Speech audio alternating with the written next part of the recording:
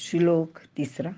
मनुष्याणां सहस्रेषु कश्चिद्यतति सिद्धये यततामपि सिद्धानां कश्चिन्मां वेत्ति तत्त्वतः. अर्थ: हजारो मनुष्यांमध्ये एखादाच सिद्धी मिळवण्याचा प्रयत्न करतो आणि प्रयत्न करणाऱ्या सिद्ध पुरुषांपैकी अगदी एखादाच मला म्हणजे परमेश्वराला यथार्थपणे जाणतो, असे भगवंत अर्जुनाला सांगत आहेत. विवरण: सर्वसामान्य माणूस विषयासक्तच असतो. त्यामुळे परमार्थ मार्गाने जाणारे लोक मुळातच अगदी कमी आहेत. म्हणूनच भगवंत म्हणतात की हजारो मनुष्यांमध्ये एखादाच माणूस या ध्यानयोगाकडे वळतो आणि अंतिम सिद्धी प्राप्त होईपर्यंत तो प्रयत्न करतो. आणि असा प्रयत्न करणारा क्वचितच एखादा कोणी परमेश्वराचे सत्य ज्ञान प्राप्त करतो व तो परमेश्वराचे तत्वतः ज्ञान प्राप्त करून घेतो. तत्वतः म्हणजे सर्व तत्वांसह. याचे तत्व कोणते? तर त्याचा आत्मा जो परम आहे, म्हणजेच अत्यंत श्रेष्ठ आहे, हे तो जाणणारा लाखात एखादाच असतो.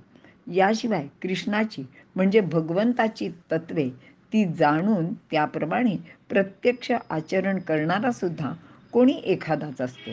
आणि हे सुद्धा अगदी खरेच आहे, कारण त्याचे प्रमाणे आचरण करणारा सहसा कोणी आढळतच नाही.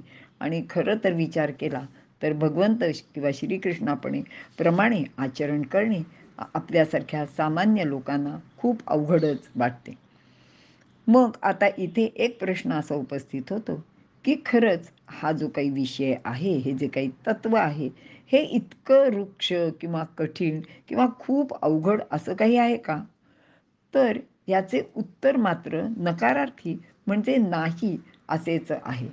कारण परमात्मा विषय हा अत्यंत रसाळ, मधुर, आनंददायक, सुगम व सर्वत्र उपस्थित आणि उपलब्ध आहे.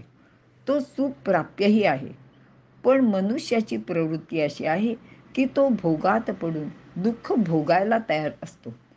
आणि ईश्वर भक्तीत मोठा आनंद व अतुलनीय सुख असूनही तिकडे क्वचितच एखादा कोणी जातो. प्रापंचिक बुद्धीच्या माणसाचे ज्ञानदेव फार सुंदर वर्णन करतात की यांना विषयामध्ये असलेल्या बुद्धीमुळेच सामान्य लोक कसे वागतात. तर विषय विषाचा पडी पाडू, गोड परमार्थू लागे कडू, आणि कडू विषय तो गोडू जीवासी झाला. आणि अगदी खरंच असंच आहे की आपल्या प्रपंचात अनेक प्रकारची दुःख त्रास आपण भोगतो, पण त्याच्यातच आपल्याला आनंद वाटतो. आणि परमेश्वर प्राप्तीसाठी प्रपंचापेक्षा कमी श्रम लागतात, पण तिकडे मात्र आपण पाठ फिरवतो. त्यामुळेच अनेक लोक विनाशी गोष्टीतील क्षणिक सुखाचे मागे लागून नित्यानंद सुखाला पारखे होतात. जगातील हे एक मोठेच आश्चर्य आहे, असे भगवंत अर्जुनाला इथे सांगत आहेत. आणि विचार केला तर सर्व सद्ग्रंथ, महर्षी, संत लोक याबाबत अगदी एकच गोष्ट सातत्याने सांगत आहेत की परमात्मा हाच आनंदकंद, सुखनिधान आणि मंगलनिधी आहे. पण हे मात्र कोणी ऐकत नाही. म्हणजे कानाने ऐकतात हो, पण आचरणात आणत नाही. सर्वजण नको ती गोष्टच मोठ्या आवडीने करताना दिसतात आणि एखादाच कोणी परमार्थाच्या सरळ मंगलमय अशा पदपथावरून चालण्याचा प्रयत्न करताना आपल्याला दिसतो. आणि यामध्ये सुद्धा अंतिम टप्प्यावर पोचणारा अगदीच विरळा असतो.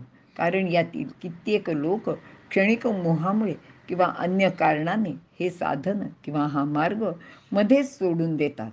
पण अर्जुनाने मात्र असे करू नये. यासाठी भगवान श्रीकृष्ण ज्ञान व विज्ञान यांची सखोल माहिती त्याला देत आहेत. आणि या संबंधातली एक लक्ष्मी विष्णूची फार मजेशीर गोष्ट आहे, ती तुम्हाला मी नंतर सांगत आहे. इथे आपण थांबूया.